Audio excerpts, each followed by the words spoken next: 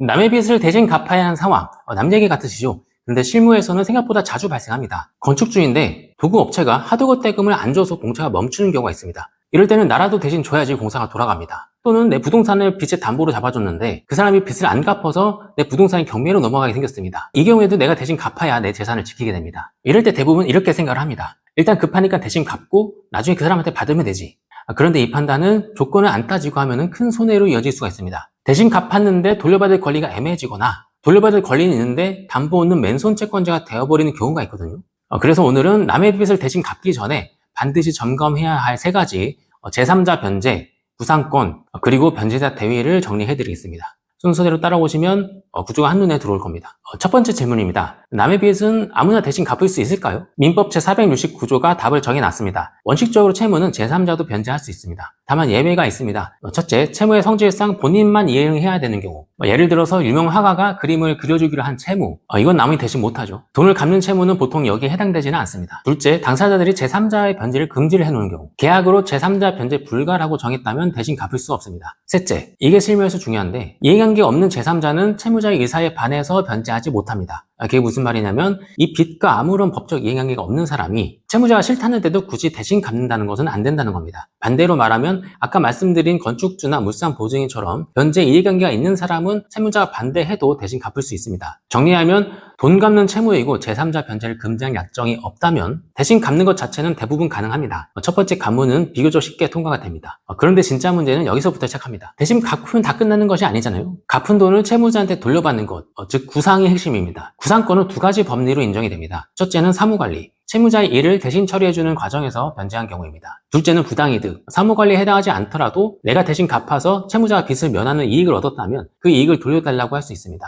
그러면 어쨌든 돌려받을 수는 있는 거네요. 법적으로는 그렇습니다. 그런데 여기서 실무자들이 놓치는 결정적인 함정이 하나 있습니다. 자, 예를 들어보면 채무자가 은행에 3억을 빚졌고 그 빚에는 채무자 소유 건물에 근저당권이 설정되어 있습니다. 그리고 내가 사정이 있어서 그 3억을 대신 갚았습니다. 은행은 돈을 갚았으니 근저당권을 말소를 하겠죠? 그럼 나한테는 뭐가 남겠습니까? 채무자에 대한 구상권, 딱 그것뿐입니다. 담보가 없습니다. 그런데 채무자가 갚을 능력이 없는 사람이라면 담보가 튼튼하게 잡혀있던 은행의 채권이 내 손에 들어오는 순간 아무 담보가 없는 종이 쪼가리가 되는 겁니다. 은행은 못 받을 일이 없던 채권이었는데 나는 못 받을 수도 있는 채권이 있는 겁니다. 이 문제를 해결하려고 민법이 만들어둔 제도가 바로 변제자 대위입니다. 변제자 대위란 대신 변제한 제3자가 기존 채권자가 갖고 있던 지위를 그대로 넘겨받는 것입니다. 채권만이 아니라 근저당권과 같은 담보권까지 포함해서 받는 것입니다.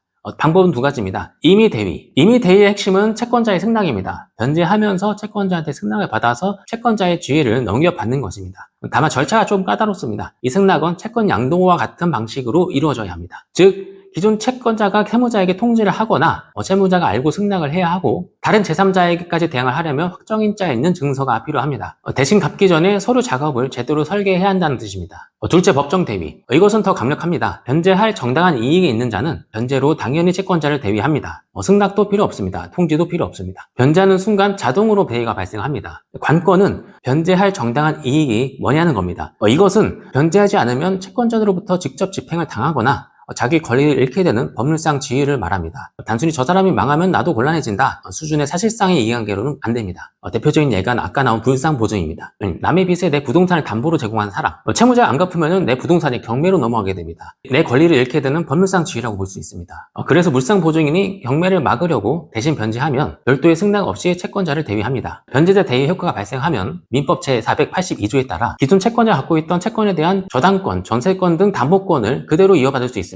아까 그 함정 사례로 돌아가 보면 법정 대위가 성립하면 은행한테 돈을 갚았어도 은행의 근저당권이 말소되는 것이 아니라 대신 갚은 내가 그 근저당권을 행사할 수 있게 되는 겁니다. 채무자가 구상금을 안 갚으면 그 건물을 경매에 넘기면 되는 것입니다. 종이 쪼가리 채권이 아니라 담보권이 잡힌 채권이 되는 겁니다. 다만 변제자 대위에도 일정한 선이 있습니다. 두 가지만 기억하면 됩니다. 첫째, 구상권의 범위 내에서만 가능합니다. 기존 채권자의 권리를 무제한으로 행사하는 것은 아니고 내가 실제로 갖게 된 구상권의 범위만큼만 담보권도 행사할 수 있습니다. 구상 채무가 언제 발생했는지, 이자는 어떻게 붙는지에 따라 이 범위가 달라지기 때문에 금액 계산을 정확하게 해둬야 합니다. 둘째, 대위자가 여럿이면 순위와 비율이 정해져 있습니다. 민법 제482조 2항은 보증인, 제3취득자, 물상보증인의 얽힌 경우의 관계를 세세하게 정리를 해놨습니다. 예를 들어 보증인 증인의 저당물을 취득한 제3자에게 대항하려면 미리 근저당권 등기에 대위에 부기 등기를 해야 하고 무상 보증인과 보증인 사이에서는 인원수에 비례해서 대의를 합니다. 이해관계인이 여럿인 경우에는 대위의 범위가 생각보다 줄어들 수가 있습니다. 이 부분은 사안마다 계산이 달라지니 상황이 좀 복잡하다 싶으면 변제 전에 전문가의 검토를 받아보는 것이 좋습니다. 정리하면 이렇습니다. 남의 빚을 대신 갚아야 하는 상황이 오면 빚을 갚기 전에 이 4가지를 순서대로 점검할 필요가 있습니다. 첫째, 제3자 변제가 허용되는 채무인가, 변제 금지 약정이 없는지, 나는 이해관계가 있는 제3자인지를 볼 필요가 있습니다. 둘째, 구상권이 인정되는 상황인가, 사무관리든 부당이득이든 돌려받을 법적 근거를 확인하고 변제를 해야 합니다. 셋째, 이미 대위와 법정대위 중 무엇이 가능한가, 법정대위가 안 되는 위치라면 변제 전에 채권자의 승낙과 확정일자에 있는 증서가 필요합니다. 넷째, 담보권까지 함께 넘어온지를 봐야 합니다. 담보가 있는 채무라면 그 담보를 대위에서 행사할 수 있고 이해관계인이 여러 명인 경우에는 추가적인 조치가 필요할 수 있습니다. 일단 급하니까 대신 갚고 나중에 받자, 이게 가장 위험합니다. 순서가 반대입니다. 먼저 받을 상황을 점검하고 그 다음에 갚는 것입니다. 부득이하게 타인의 채무를 변제하는 상황이라면 이체를 해버리기 전에 오늘 말씀드린 부분을 점검해 보시기 바랍니다. 지금까지 정현우 변호사였습니다. 시청해주셔서 감사합니다.